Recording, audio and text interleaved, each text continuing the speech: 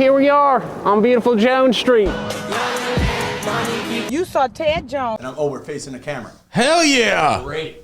There he is, Tom Kelly, Long Island legend. Oh my God. Dude, thanks for coming, man. I'm excited to be here, man. Dude, you know what? You're a guy who wears many hats, and I always appreciate seeing that. So, Tom, you've got a lot of stuff going on, man. You've had a long, storied career. I want to. Is that a good word for it? I like it. It's funny because I'm in a weird transition where I'm trying to. Yeah, that's what I want to definitely touch on. I'm trying to.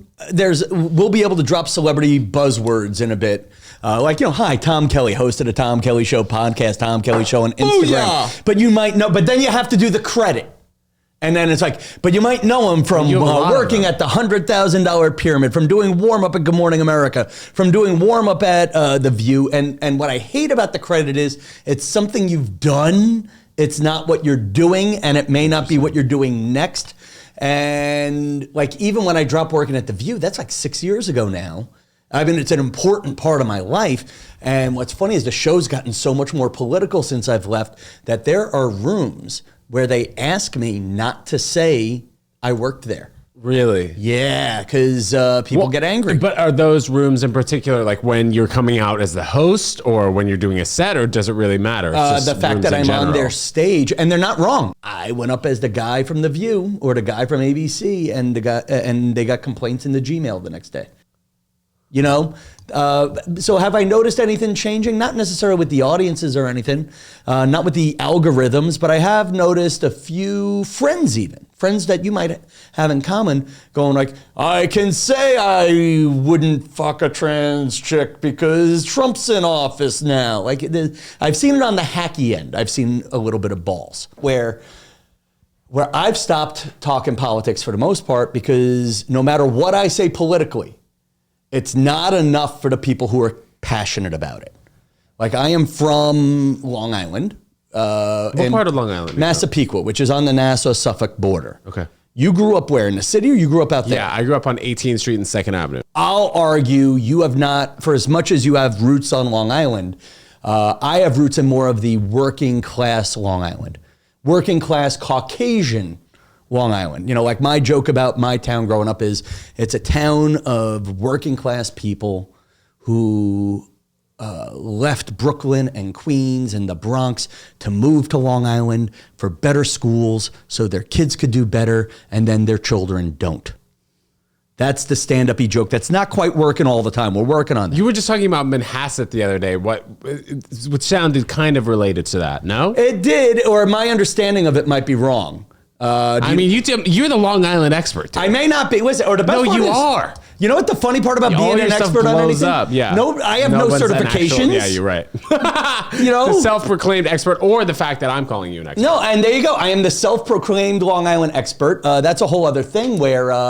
But I'm from a working class town is the short answer. Right. I think the Hamptons, it's not like in Long Island, you get, if you say I voted for Trump, but I don't feel good about this, and this, they hate you. Yeah. If I go out to where, the Hamptons and say I voted for Kamala, but I don't like this, and this, you're a dick. So at this point, I'm done talking about politics. Yeah. And to just show you how we're in this world where I'm starting to miss gatekeepers. You're absolutely right. I've accidentally become an expert on Long Island and nobody's appointed me. There's nobody vetting whatever I throw out. I am just throwing out opinions and they're either right or wrong. And the Manhasset video, I've been told I'm wrong on. My understanding, so I did a video about Manhasset. I don't know how you're editing this show. I also want to talk about like your hottest Long Island take too. Oh, good. I'll give you clips going. Listen, I'll give you plenty of clips. Good. Listen, and actually, I'll give you one right now. Go. Tom Kelly apologizes to Manhasset.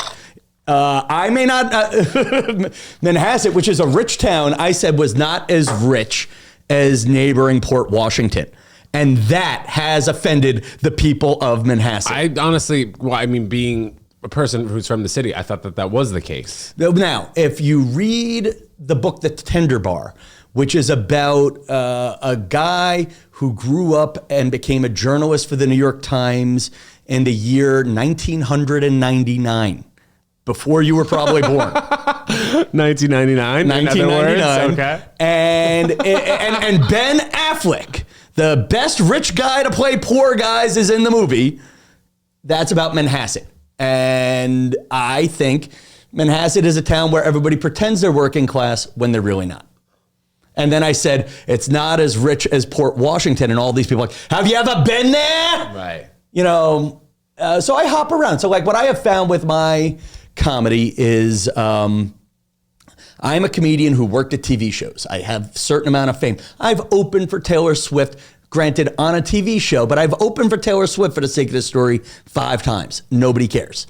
The fact that I will say there's better pizza in Massapequa versus Syosset will start fights. There's your first clip. Massapequa, it's amazing what weird things Long Islanders care about. Like if I say right now, Long Island has better oh, ready? Here we go. Hot take. Long Island has better bagels than New Jersey. If you're getting a bagel in New Jersey, you might as well get it in Florida because it just doesn't taste as good. It might be that New York water too. It's the New York water. Yeah, I don't know what they're doing. You know what it is? They're just not putting enough fluoride into the Jersey water. Tell you that. And by the way, that is based in no facts. I don't even have that opinion. Well, we have to cut that part out. No. Keep it in no facts. because here's the funny part is the people from New Jersey will be so passionate about their bagels, they've already written the comment, they'll hit send anyway. No? What's your... I think Long Island... I mean, Goldberg's Bagels. That's the best bagel on Long Island. It's Goldberg's. Okay, so for me, everyone will say... Where's Goldberg's bias. Bagels? They have one in New Jersey, actually. It's a family-owned. Okay. And then they have one... Montauk, Sag Harbor, Sagaponack, East Hampton, Quogue. Okay, the people I appeal to don't go that far east. Okay, so what's the best bagel in Long Island? Okay, I think the best bagel on Long Island is whatever bagel store you grew up with. And people will defend that passionately, whether it's accurate or not. Like a Bob's Bagels, theoretically. Okay, there's no such thing as a Bob's Bagels. You don't think so? Maybe in a part of Long Island that these people grew up in. I don't know. I don't know. What would you say? Okay, right now, my favorite bagel on Long Island is Seaford Bagel of Seaford, New York.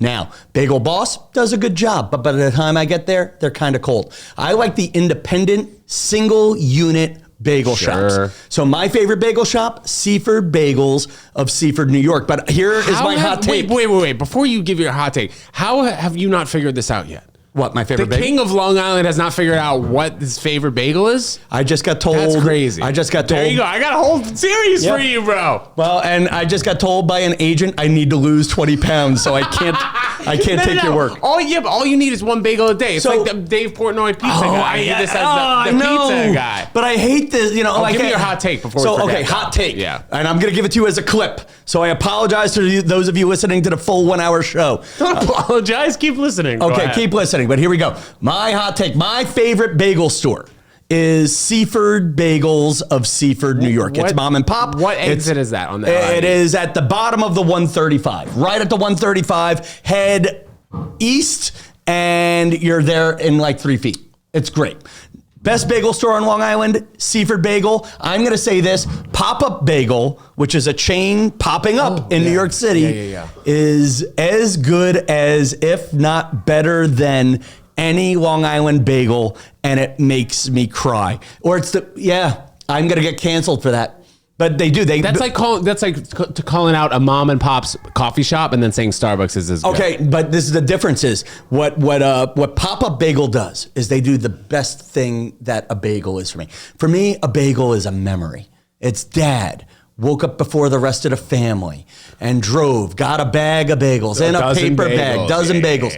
Yeah, and we didn't care. Seeds at the bottom of the bagel. Seeds at the bottom, poppy seed. Everything became, the last bagel was an everything bagel, whether you wanted it or not. And it didn't matter that the onion might have touched the plane. You got just enough of a hint. Now, what Pop-Up Bagel does is they give you that magic of the first bagel of the morning with every bagel they sell. Why is that? Because they practically make it for you, but then they charge you like $5 per bagel. So it's not a great bagel in that they charge you $4 for a bagel, but Pop-Up Bagel brings back the memory of your dad getting a bagel. And I own no stock in the company, and I think they're a little overpriced, but You know, if you can find three, and you know what I hate about Pop-Up Bagel too? You have to buy 3 at a time, and it's like $13. Who told you that you got to lose 20 pounds? I think you look great. Well, that you say that as a heterosexual man who, or you don't know. No. Yes, heterosexual.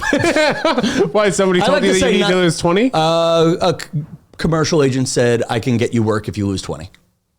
But I also think on the more important front, you got to do the bagel tour, man. You gotta be the guy. Listen, Where's the best bagel in Long Island? Go to 50 places. I'm gonna take votes from your fans. If you film it for me, I'll do it. If you want to film and cut it, no, for real. If you want to film and cut it, I will do it, and I'll make you my morning post for a month. I'll make that commitment to you. Don't say no now. Well, by the way, notice for those of you watching the video version, it was for him. Hand out. Yeah, you can throw, and listen, I'll throw you in with it. We can each taste it. If you do the video, the shooting and the cuts, I'll collab them with you. And we could even set up a third account, Bagel Tour Long Island. You came up with the pitch. If you want to do the work. That was for you on the silver platter. But I you know what? I do think that you have, by the way, I'm sorry that they got the kegs going on back there. Oh, that's what They're that is? delivering all those kegs right now. Yeah, so that's why it's a little bit of a working room down here. When's the last time you've done this room, right? When I it was have. open a long Are you time showing ago? B-roll of this room? Yes. Yeah, I'm showing B-roll. I remember, and I'm arguing with our old pal Eddie about when this room became a comedy room. I came to the Lantern, I think before they definitely branded it with the word The Lantern everywhere. And I remember coming to shows with a woman, Allison Castillo, and Ophira Eisenberg, who's still doing comedy. And they were one of the first people to do comedy in this basement back when it had its COO. And the cool thing was there was like a trendy bar upstairs. And the cool thing was I always felt like I wasn't good looking enough to get into the bar. So I would sneak up past the bathrooms and go into the bar from there. And the stage was here. I remember being over there. Maybe. Ed was telling me that the stage was here, but maybe also was Here's over there. Here's what I love about Ed, who owns the comedy shop. He's accidentally owned a comedy club for about 25 years and is only aware of it for the last 3. Yeah. That's like funny. He is what comedy is about in some ways. And also the amount of legends that have passed through this club, and like even if you like talk to him about it, like he'll in passing we'll talk about, yeah, this person was here, only if you really ask. But the amount of comedians that came through this club, theoretically every single comedian, New York working comedian has. I'm gonna say, yeah, you're right. If I started in 1999, this was a poppin' room in 03. Sure.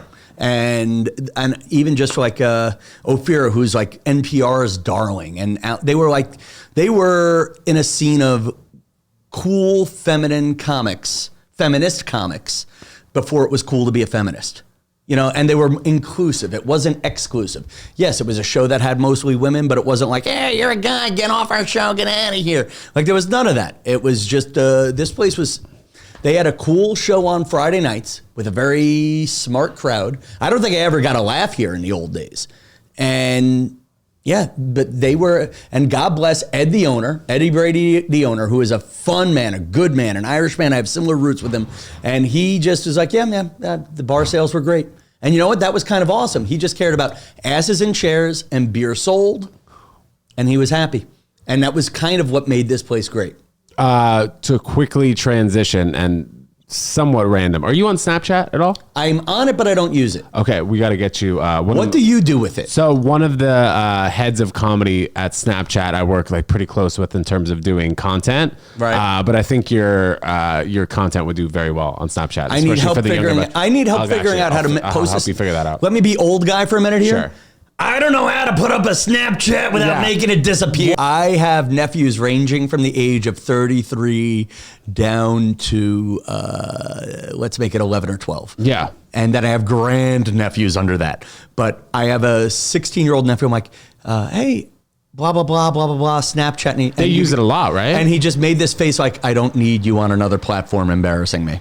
I'll give you Instagram, Grandpa. We do need you on Snapchat. What makes Snapchat great for comedy? Well, I think that they are right now. They're in the baby stages of really pushing out comedy, because for the amount of time that it's been around, it's really just been a story sort of app. You use Snapchat as opposed to other apps as something that you know is going to be deleted in 24 hours. Right. So let's, like, for example, we'd say like, we're in the basement right now. We're shooting a podcast. What's up, guys? I'm here with Tom Kelly. Yeah, I like that. Tom, you're like, hey, what's up, Dad? Blah, blah, blah. Shooting this. And something that you maybe would put on your Instagram story, but it's more spur of the moment, walking down the street, your shoe's untied. And then as you're untying your shoe, you by accidentally step in something that you shouldn't have stepped in. You're not going to put that on your Instagram story just because you feel like your Instagram story is supposed to be more polished. But Snapchat is just very spur of the moment thing that's going on.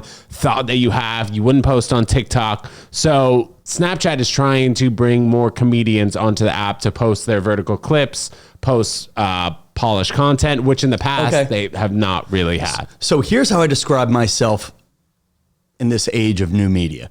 I am a comedian who makes very funny videos for young people on TikTok that do very well for old people on Facebook.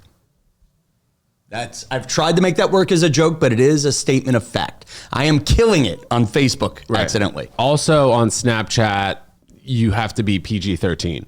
Really? Yes. So no cursing, no vulgar, no alcohol, no tobacco.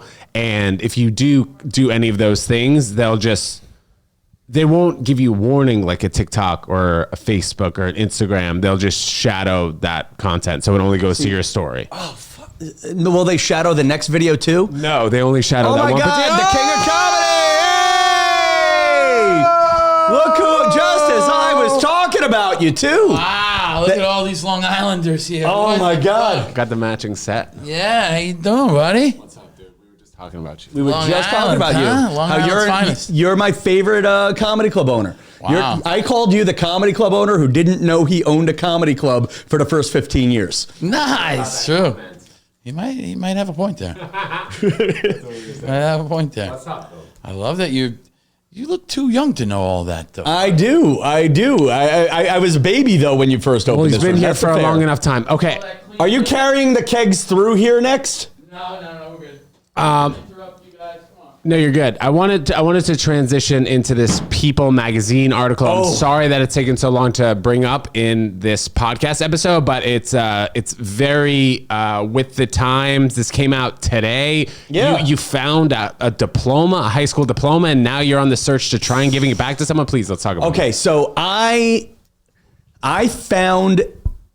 live on the Upper West Side, and I found on the street corner a bunch of notebooks, marble notebooks, old-fashioned Catholic school notebooks, private school notebooks, thrown on the street corner. And I look down, and there's a diploma for Syosset High School, and that's probably what caught my eye. Oh, yeah, Now, classic. I know Syosset. It's not far from where I grew up. My mother used to work in that school district, and I'm like, why would someone throw out a Syosset High School diploma? And I pick up the name, and I'm looking at this. I'm like, wow, there's a story here. Did this girl die and someone threw her stuff out? Was she living in an apartment and an angry ex or angry roommate just threw her stuff to the stoop? That's in New York City's. Like who would throw out this stuff? And then, New York City and then I moment. open the notebooks and I'm like, these aren't just notebooks. These are diaries. And I didn't read, but I glanced for a second and it's like, I'm so mad at Brianna. And I'm like, these are the diaries of like a ninth grader. And the date was, let's say, roughly 2012, 2011. I mean, and again, I glanced enough to know this is personal stuff. And so I do a quick Google. Can't find the person's name, like, because the last name was Durst. The name was Alexandra Durst. So you get it. You're a Manhattanite. The real estate family comes up. The serial killer comes up. Other people with the last name Durst come up.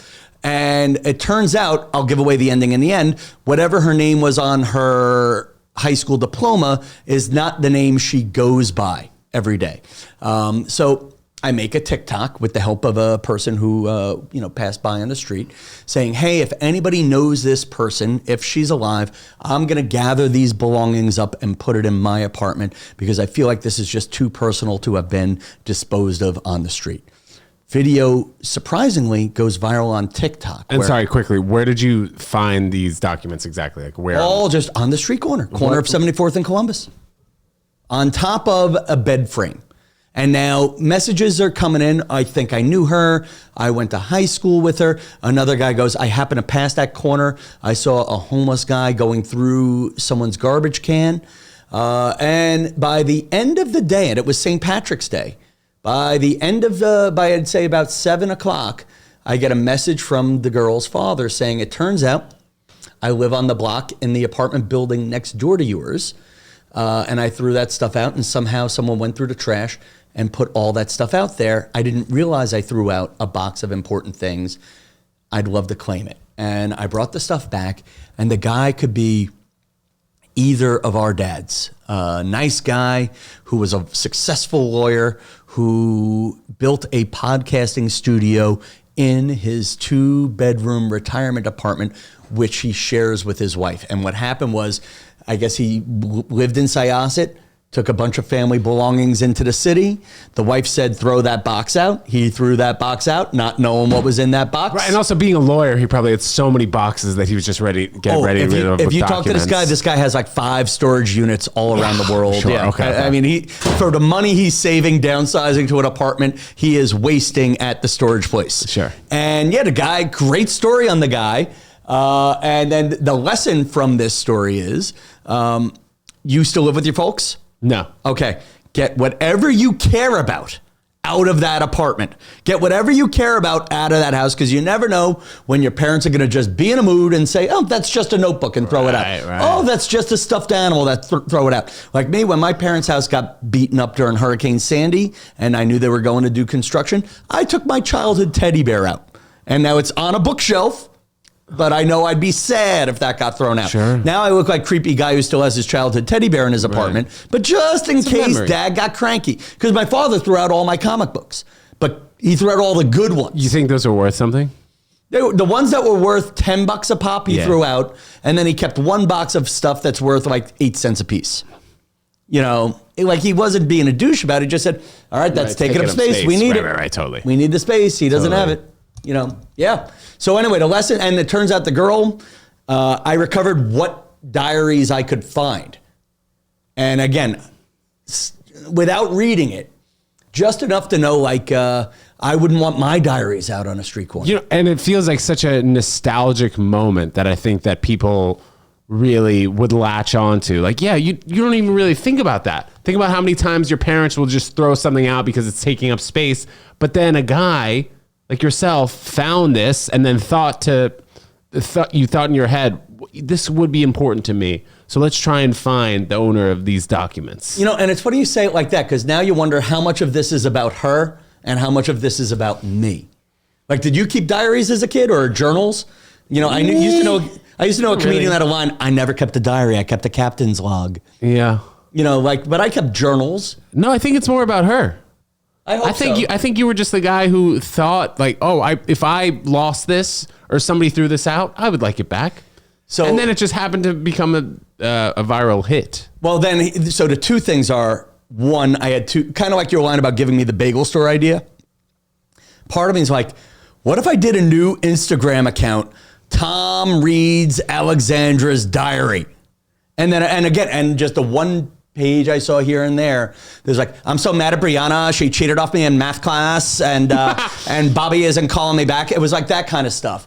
And I'm like, how funny would it be to? And you see, you laughed out loud. That would have been hilarious. I went with, and this is probably why I'm not famous. I went with, let me do the good human being thing. And then People Magazine wrote about it. But People Magazine didn't say, comedian Tom Kelly found this and put it on TikTok. It was, man finds diary on street.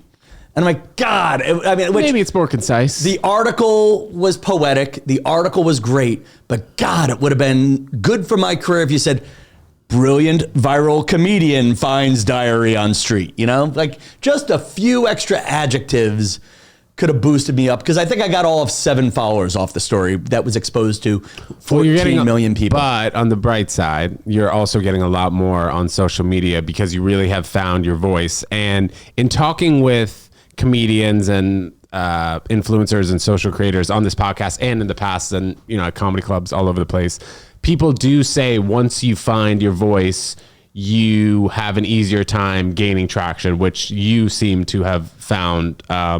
So, I mean, as long as I've known you. yeah, well, I mean, I think, listen, I'm at 40,000 followers. There was a point where I was growing by a couple hundred a day. Right now I'm growing by 20 to 50 a day, which is better than shrinking by 20 to 50 a day. I'm in this weird spot of I don't want to be a niche. I just want to be me. And, you know, like, do I want to be the Long Island comedian? But I do think, and I've heard this also from creators who have grown from 10,000 followers to 500,000 followers, is having the niche initially, and then once you build up this niche, then you have all these people already watching you, and now they're coming to your page, and you're able to create other things that you theoretically want to create. And Okay, so like, well, you've seen my stuff. What would you make the next Tom Kelly thing? bro, I told you, Bagel. please. If you want to set up a third, would you set up a third account on that, or just do bagels on the Tom I Kelly think show? just do bagels on the Tom Kelly show. You already have so much traction from Long Island. Go to each of these towns and try the famous bagel place. Ask your fans in the comments, which bagel place should I go to? They'll tell you one specific place. Okay, this is an 8.5. Okay, this is an 8.7. Because there's not a bagel place. And Long Island has the best bagels in the world. Right? It does. But you know what it is? I feel bad giving anybody less than a 10. But at the same time, if you go to the best bagel place in every town in Long Island, those bagel places are already the top tier echelon bagels in the world, right? So if I only go to the 10s, I can't hurt anybody's feelings. Yeah. It's not like going to all the pizza places like a Dave Portnoy thing where he can change a business drastically. These places already have lines out the door every Saturday and Sunday morning with families and the dad going to the bagel shop. I think you're only really, not really, I don't want to say only helping yourself, but you're really causing friction in towns, and this town versus that town's bagel place. I'll try it. You know what? I'm going to try it for one. Can I try it for one? Do I have to do it every day? Do I have to become bagel guy? I don't know, but I don't know if one is going to be telling. I think if you go to 4 different towns, it might be telling. So what about this? So I just did this with my friend Steve Berger, where I was just going to go from town to town and just review the towns. You think I should just review the bagel places? It's more niche, and then people will follow you based on that. Like town is kind of broad. I think if you really narrow in on the bagel, 'cause people love bagels. I love bagels. You know, people watching might love bagels. I don't know. I'm not arguing with you. You gave me an idea. I think it is good. Now I have to come up with an idea for you. What do you want to be? Well, How long have you been doing comedy? I'd say, full time, it'll be 4 years, the middle of May. Where I've been doing like Ted Jones World full time. I've been messing around I've been going to comedy clubs since I was 21 years old, but I just didn't really build up the courage to do my first open mic till I was like 23, and then 2 years later I was doing an open mic here and there. But I'd say full time as 4 years. You have a ago. degree too, right? Yes, journalism. And from where? UConn. I played tennis there. Okay. So I had my own show at UConn. It was like the UConn Tonight Show. And I've always I had Quinnipiac's Tonight Show. Oh, that's funny. I think, we talked about you on a Quinnipiac. Okay, yeah, but I don't think we talked about you doing a Tonight Show. How often did you do it? Twice a week. Twice a week? That's huge. For like in a year studio. and a half. Yeah. So the it's UConn funny. TV studio. I used to call it, even though we didn't put it on cable access, we put it on the campus TV station. And you talk about how the world has changed. Yeah. Let me be old guy for a minute. If I put it on the cable TV station on our campus, if everybody who could physically watch it turned on the TV set, the maximum audience was 5,000 people. Yeah, that was like UConn. Well, UConn was bigger. But UConn was bigger. So you had 20,000. If everybody turned on the station. Yeah.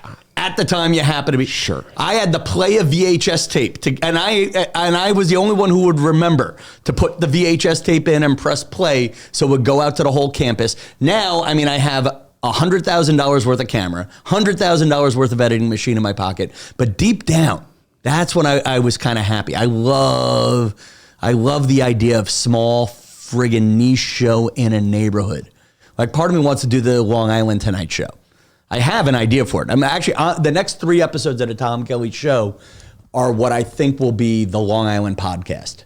In that I am sponsored by an oil change place in Williston Park, Auto Spa of Williston Park. There you go. I'm giving you a lot of value, Auto Spa of Williston Park.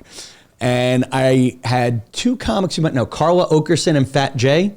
Fat J. Okay, had them on, and we just talked while they were changing their oil, or while someone else was changing the oil on their car. I don't know. I'm trying to figure out if, I want to be the Long Island guy without being the Long Island guy, but I love being the local guy. I love the niche. I love the little mysteries of places. Do you feel like I've been told the word Tom Kelly Show is too old and not specific enough? Do you feel the same way about Ted Jones' World?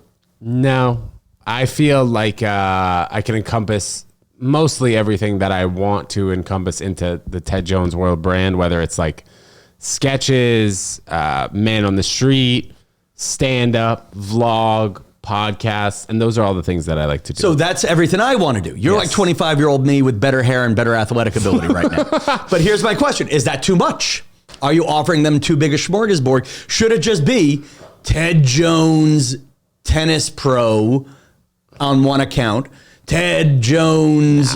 No? I don't think so.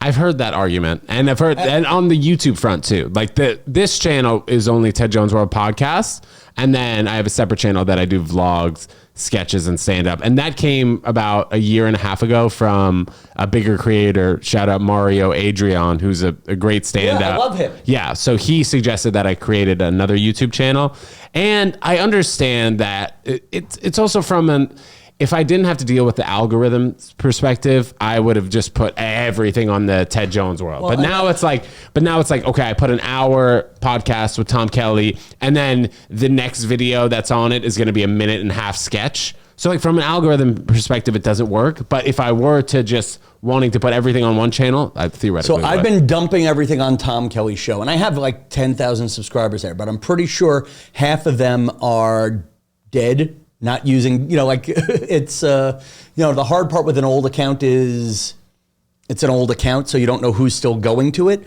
But on the other hand, it's there. And I feel like we spend so much time thinking about the algorithm, we don't think about the comedy or the content or what brings us joy while creating it.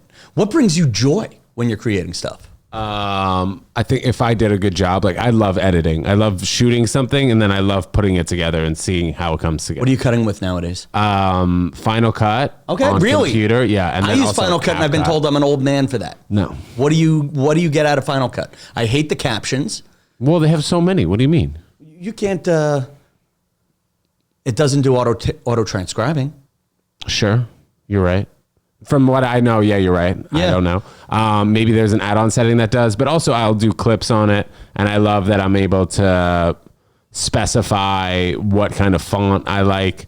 I'll put YouTube videos in there. Anytime that I feel like the file is too big to just do on my little phone and do CapCut, I'll put into Final Cut. See, that's what I'm doing. I'm doing the rough cut and Final Cut, and then I'm polishing in the phone app. Yeah.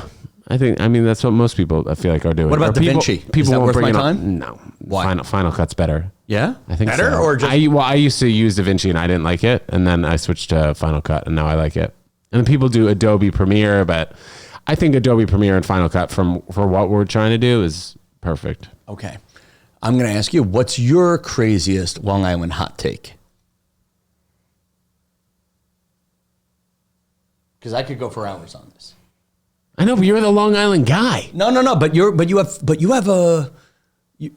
Okay, what's your craziest New York hot take? You grew up in New York. I mean, where did you go to high school? I went to professional children's school on 60th between Columbus and Amsterdam for performing arts. Okay. Yes. And then you went to college for tennis. Yes. And journalism. Yeah. So you were meant to be on TV. I suppose. For real. Did you? So if you went to high school for acting, that means your parents were on board for this. Did they bring you out to auditions as a kid? Well, I went there because of tennis. And if I needed to leave on a Thursday night, they would send me the homework on Friday morning. I could take the test on Monday. You went to acting high school for tennis? Yeah. Performing arts high school for tennis, yeah. You were the jock at performing arts school? Yeah, with the ballerinos, the actors, singers, models, dancers. And then I was also taking classes. And then I met all these kids and I saw performing arts. I was in the middle school plays. And then you went to UConn, which is arguably, I don't want to call it a douchey school, but it's an institution. Sure. It's a machine. Well, the reason I wanted to go there is because it was close enough to New York City so I can come back here and there. And also I wanted to I wanted the school to have a level of prestige sports-wise and a little bit of academics. So the reason I went to UConn was because of tennis. That's why I wanted to go there. Have you thought about pursuing journalism with a journalism degree? Or are you doing that now in comedy? I think I'm doing that now. And then this podcast I've been doing for almost 6 years in August. I had a podcast in 2003. Yeah. Before podcasting was cool. Sure. And then I kind of got bored of it and stopped. And I had like a few thousand listeners per episode. I'm like, what am I going to do with a few thousand listeners? Yeah. And now I would, people would murder for the numbers I had. Yes. And the press I had back Agreed. then. But it's funny. I like the long form podcast. Yeah. Like my podcast is about me. It's a lot of what you were saying, the smorgasbord of me. But at the end of the day, it's become almost like a diary. Dude, exactly. I don't get to, you and I would never have this deep of an hour conversation about nothing, but also about certain subjects unless we're sitting down here. Like as far as I've known about you is you're sitting down at a comedy club in Southampton, you're eating whatever you were eating. We talk for a little bit and then that's as deep as it gets. And the amount of times I have found things out about comedians that nobody else knows unless you listen to podcasts or you get to sit down and talk with them. It's just... No, and you're right. No, and I think when you get into what's the value of having a podcast, it's not just becoming a hit. It's the moment of connection you and I right now. Yeah. Arguably, I'm a seasoned veteran, blah, blah, blah. You're learning from me. And, you know, but if you had said, Tom, do you want to be on my podcast? I come. If you had said, Tom, do you want to come to a basement in the village and drink water out of a can? For an hour, and not film it. And not film it. Yeah, no, you're not wrong. Yeah. You're not wrong. And I've had probably 200, maybe 250 comedians on at this particular time. Yeah. Some comedians in the past 6 years their careers really taken off. I've had interesting people. Who's taken off? Like who has gone from this to this? Well, I'd say when I had Hannah Berner on like 2.5 years ago. Huge one, yeah. Yeah. She's not taking my calls anymore. Actually, I haven't tried, but I don't. Well, I'd have to look back at the trajectory, but I mean, comedians have gone from having 2,000 followers on social media to having 1 million followers, things like that. But yeah, I've always just kept a relationship with the people who've been on my podcast. People do the podcast at Jones Or Podcast, and then they'll do, like in the past when I had my show at the Stand for a year and a half, they do the podcast, then they come do the comedy show. Then when I had it at the Moxie, they do the podcast, then they come do the show. Here, for example, they do the podcast down here, they'll come do the show upstairs, things like that. No, yeah, and that's the cool thing about having it in the comedy club basement, especially when you're using the old brand. Yeah, buddy. Yeah. So, no, but it's funny. Like my podcast has become and then sometimes my podcast has just been my open mic night, where I've been performing straight to camera, practicing monologuing. It's free stage time. Like and also the amount of times that I've done a solo episode where I'm just standing in front of the camera talking for 30 minutes about my experience and my trip in Miami where I did a few shows. You're doing those. Yeah. I mean, I feel bad for not looking up the podcast before this. All good, man. Now, here you are. Now you're in the world. It turns out you didn't look up mine either, so I feel better. But I knew more about you, man. We Googled you before the podcast. No, okay? You got to be careful with Googling. I'll tell you a funny one. If you Google me, I come up as 10 years younger than I really am. Because one of my nephews put me in as celebritybirthday.com as 10 years younger. And now AI thinks I'm 10 years younger than I am. And I am not correcting AI. I am not writing a letter to AI. It's AI. It knows better than you. But yeah, I like the whole podcast. Actually, what's weird about the podcast for me is the clips do better than the show. Well, but that's because it's short form. It's short form, but what I'm also realizing, so I think the podcast builds intimacy. Like I will probably rip the audio from this and keep it on a standby list for weeks I don't feel like doing a podcast. And the people who listen to my audio podcast are good friends. I have a few people who are warriors for me because of the podcast. Like I have an audition at Comic Strip Live, a club I've been trying to break into over 30 years. I've been passed twice there, and then the guy who passed me has died. So now it's time to charm the new people. And one of my fans wants to bring 10 friends that night. And I'm like, fuck, really? That's but that's an intimate thing. Whereas I find with the short form stuff, it's new fans and casual fans. But I'm trying to get people into a deeper relationship with Tom Kelly, and that part's been hard. How do you promote it? The Bagel review one on your end. Fuck you. How do I promote it? Yeah, how do you promote this? Well, I think it's through clips also. It's when people watch this, people see one of our clips that is going to do well. They'll see this. They'll notice this. And I've only been doing the podcast down here for like the last 3 months. The more traction that we get, the more listeners. Here's a stupid one. Because first, I love that you're using the word we. Oh, yeah. And it's just me and you alone in a room. Yeah. But I think what my podcast is missing, and your podcast is definitely missing, is the grit of this room. Like, are we at a point where instead of just having one camera on a tripod, do we need somebody moving about the room, as we stand around? Like, are we missing some sort of a... Yeah. Or I don't know. Or I'll tell maybe. you this. You're not capturing the joy of this fucking room. Old decorations. They just they're doing shows in here again. Yeah. But you have such a great space. I have a fascination with abandoned space. Who's texting? No, I'm doing B-roll now. Now you're doing B-roll. Yeah, no, I the did B-roll. some before. No, you did a little bit, but yeah. even right now, watch me walk off camera. Like you have the Rodecaster, you have speakers that have been newly reinstalled, but this is the beginning of a room. That's the cool thing about this is, I don't know, I love exposed brick. There's something magical about exposed brick. There's just, I don't know. I'm rambling a minute here. I'm off topic. I could go into material, but I think the place is there's planks of wood. I don't know. There's such color in here. When you cut this together, there's a mirror. What the fudge is there a mirror just sitting there for?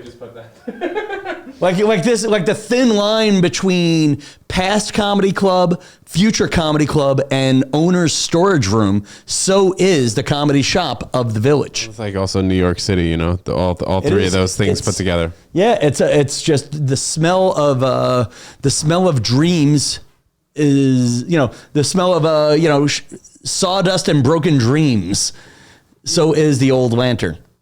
What other good questions do you have for me as we figure it out? I hope I'm not rambling or boring you. No, you're really not. How far away is your apartment from this club? Because you're here all the time. Like 2 miles. Okay, so a cab ride away. A walk or a subway? Okay, next question. How often after shows, you're good looking, Go ahead. do women, want to go back to your apartment with you? I'm pretty locked in. Okay, with this situationship. No. With comedy. Really? I'm trying to go like this. I do feel like sometimes relationships and situationships and open relationships take away from the comedy, which I'm sure you know. Okay, now I'm trying to remember you on stage. I find, and I think this portion of my act is dated and I'm growing out of it, but I feel like my energy was always best when I was trying to have sex with the audience or seduce the audience. Are you, and I also feel it's a sad side of comedy because I think a lot of comics from my generation were that guy who might hook up after the show. They might not. I don't think about that. No. Do a lot of guys in your generation do that? No. I think that one of the guys who I work closely with at the end of the night, after we've done shows, if there's anything at the bar that, would be, I don't know if this part's going to make it, but if let's have the real chat and I'm trusting you to do a good edit. Because I put a lot of stuff out that I wouldn't mind. But I'm going to trust you. Well, throw it out there. Well, I think that at the end of the night, he's way more likely to try and pursue something that I realize that it's just going to be a waste of time for me. Yeah, see, I'm not looking for cheap hookups per se. No, but I've been looking for love. But I spent 6 years of my life being a club promoter. So that part of me has already existed. And now I'm like, is this going to be worth it tomorrow to wake up and then have to deal with whatever's happening with me and a random hookup? Or is it just worth it for me to go home, eat a big meal after doing 4 shows? Okay. And I do feel like that a lot more than I would want a cheap hookup. I'm going through this existential crisis, and I ask you 4 years in, because I'm still going into it 20-something years in. Who is Ted Jones on stage, and who is Ted Jones in real life? I would like to think that they are becoming more similar as time goes on, I'm really finding my voice more on stage and then off stage. Like I would like to be the same person on stage and off stage. Okay, nice, charismatic. Okay, yeah. Who, like, if I had to, like, you described me as the Long Island guy. Yeah. Who is Ted Jones? Fun, self-deprecating,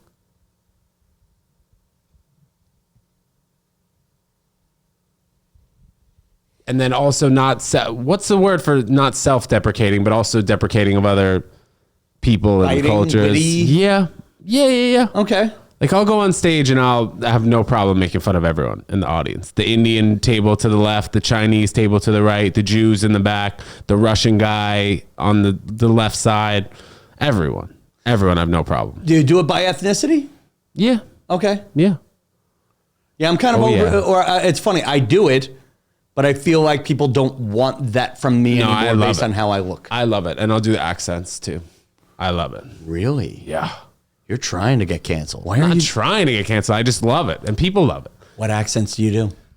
Without doing Like it I in just front of me. said, Russian, Okay, that's not- Indian, Ooh, Chinese, Indian will get you canceled. Jewish, Chinese and Jewish will get you canceled. English. I heard a little birdie told me you did a video with Olga, Jewish blank. It took off. You got positive responses, negative responses. Tell me about that. That was one of the first videos that I think we did together. And it took off. It took off. Yeah. And maybe it was at a time where Jewish people thought that it was offensive because of the circumstance. If it happened like 8 months ago because of what happened in the Middle East a year and a half ago on October 7th. And I felt that growing up, I have seen and heard people talk and act the way that I portrayed in a video. Yeah. And I think it's funny. I'm with you now. I think it's stereotypes. But now yeah. here's what I find hilarious. I grew up Irish and Italian. There's a lot of people saying, you're not Irish, you're not Italian, you're white. And there will be people who will tell me that if I make jokes about my perception of an experience, be it Long Island, my ethnicity, other people's ethnicities, that if their experience was different, I'm a dick. Like I worked with a celebrity, like I'll do a joke, and it's the truth. It's about not only my grandmother, but every Italian woman I met from that generation was depressed. And I remember telling the joke, I'll say it at the Rachel Ray show. And Rachel Ray, who's a great woman, loves her ethnicity. She's like, that's not my family. I'm like, well, that was my experience. And while Rachel Ray was cool about it, I've had other people like, not all Italian women are depressed. And I'm like, I don't know, man. What labels do We're comedians and we have our own just leave me point of alone. view. I'm trying to tell a damn joke. If you want to correct me later, I think that's the problem now too, is everybody is so worried about critiquing your opinion. But everybody has their own voice because of social media. Back when you were on a show like that, people would watch you and afterwards they would just go home with their opinion. They didn't have FaceTime with you, after the show to be like, Tom, we saw you do that bit in front of the 200 people in front of the live studio audience. Now people can go back and message you directly on Instagram. So this is where the world is screwed up. And maybe our successes are part of why the world is screwed up. When I don't want to say I miss gatekeepers, but at least you with this podcast. Like nobody gave you a radio show. Now you have a podcast. Nobody, Spotify didn't call you. Now you have a podcast, but nobody's fact checking you. No, like even with me and the Long Island jokes, nobody's telling me this. Nobody's telling me that. And that's the problem but at least you went to UConn. At least you have a degree in journalism, you hope with a code of ethics. When people start replying on my Facebook, they don't. I mean, this is long and rambly. I'm not really giving you the funny on this. But do you believe everybody should have free? I don't want to say, do you believe everybody should have freedom of speech? But do you believe everybody should be able to project their speech? Maybe if you have a proper account and name and face behind that, because the amount of comments that you'll get that's a racist comment, just completely factless comment will come through from an account that doesn't even exist. And I'm sure you've experienced that too. I'll give you a clean edit point for a good question to get a conversation going. What makes a comedian a comedian? Somebody willing to share their opinion with the world with a hint of funny. So I'll tell you a funny story. You'll recognize the name from the credits of Family Guy. There was a guy named John Goldblatt when I knew him. And he goes by the name Julius Sharp now. He was a writer on Family Guy. I see that name. Okay. And he and I was his assistant for a week at CNBC. He was doing comedy in rooms probably just like this one, or at least with the people who I knew who performed in this one. And I think I had done 3 open mics, and I go, John, I'm a comedian too. And then he goes, no, you're not. That's the problem with comedy. There's no union. There's no certification. Every idiot is just saying he's a comedian. And he wasn't necessarily pointing that in my direction, but he was also kind of pointing that in my direction. And it wasn't until I was doing it for 5 years that I felt the same way, that to say you're a comedian, that you need to check off certain boxes, maybe certain number of times on stage, certain of jokes that you have stopped telling. Like there's a lot of people hiding behind the word comedy that piss me off. Like they'll have a bad joke, a racist statement. They'll say, but I'm being Don Rickles. No, you just said something racist. Like at least you're doing this 5 years. You have I'm assuming if you got up half of the year, you're at over 1,000 sets. You're a comedian. You know, what I don't like is the word is so accessible now. Yeah, well, especially with social media. Yeah. So like for me, I think you need to have at least 500 times on stage to call yourself a comedian. Otherwise, you're just a funny person with an Instagram. Like I feel like there should be a union. What would your criteria be if I formed a comedy union? Well, I think we'd all need to band together to make sure that everybody gets paid for a certain spot or something like that. But that might never happen. That'll never happen. I saw that. I remember, I know for sure. And I'll tell you, watch me talk out of both sides of my mouth. There was a movement to start a comedy union. Ted Alessandro was a big shot in it. I think Russ Maneve was in it. And I'm like, wait a second. You guys who are already getting $100 a spot want me to not work when I'm not even getting those $100 spots.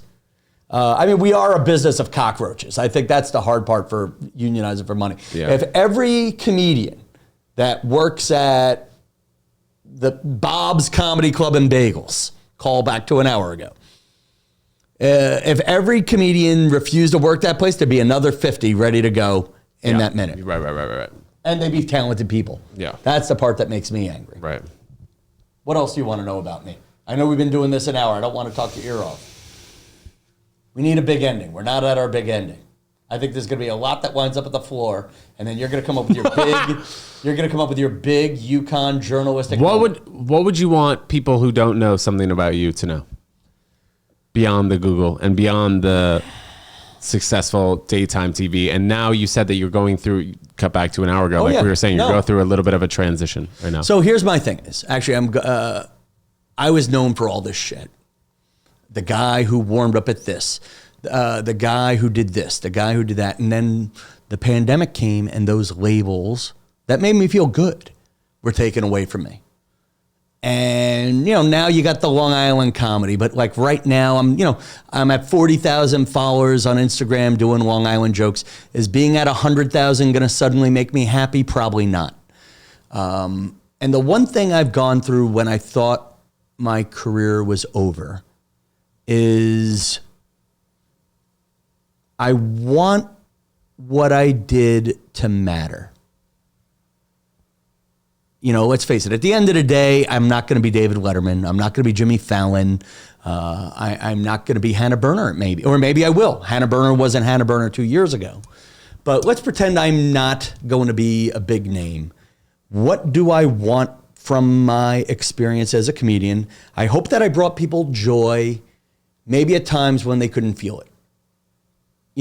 And that's the hard, that's what I'm shooting for. And what do I want them to know about me? That I think that I was a good guy who did his best And, and maybe if 3 girls who didn't date me in my 20s chose to date me, I could have pursued a different career and I would have cured cancer.